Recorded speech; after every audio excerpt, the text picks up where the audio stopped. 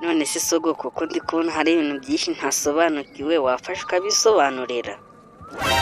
ariko se buriya utaretse kubeshya no kwijijisha uri kubona mwa rino shyamba hari ikintu kidasobanutse byose ngende kubona biri ku murongo kandi wagakwiye kuba wanabimenya.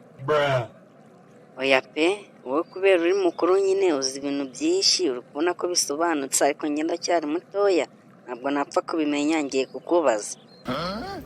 ariko se buriya eri urushaka kumbaza iki? Ibintu byose biri aha ngaha ni iki gishyashya utazi? ariko nta kibazo mbaza ndakubwira. None se sogoko ikibazo cya mbere iri shyamba turimo ni iryande?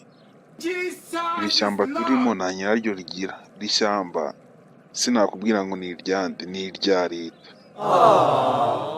None se sogoko uwo leta ari hehe ko nawe ndi kubona hano ngaha ariho cyangwa yarapfuye? ariko leta manzari umuntu mwiza ko yaturetse ko manzari n'umukire. leta ntabwo yari umuntu ushaha usekeje. leta ni abaturage. None se sogoko byagenze gute ngo twisange turi leta? none se ninde wahimbye iryo zina ngo ryita abaturage bose usange bitwa ba leta? oya nta muntu watwise leta rwose. abaturage bose nuko baba hamwe bunze ubumwe ariyo mpamvu bitwa leta. buriya ntabwo ubizi nawe bururi leta. Oya rwose sogoko aho ngaho urambeshya. ushaka kuvuga ko nanjye ndi leta se? nagenda mu rugo nkafata ishoka n'umupanga nkazamwa ino shyamba nkitemera inkwi nkajya gucana?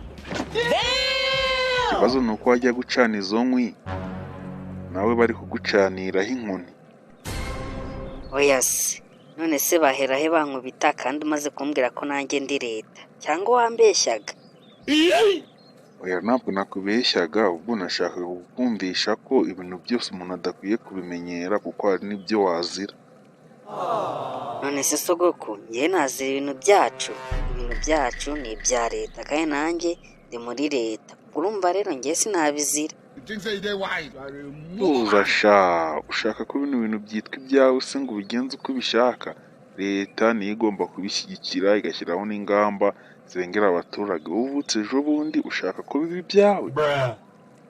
Cyuhuhu sogoko nzi ko abana aribo babeshya.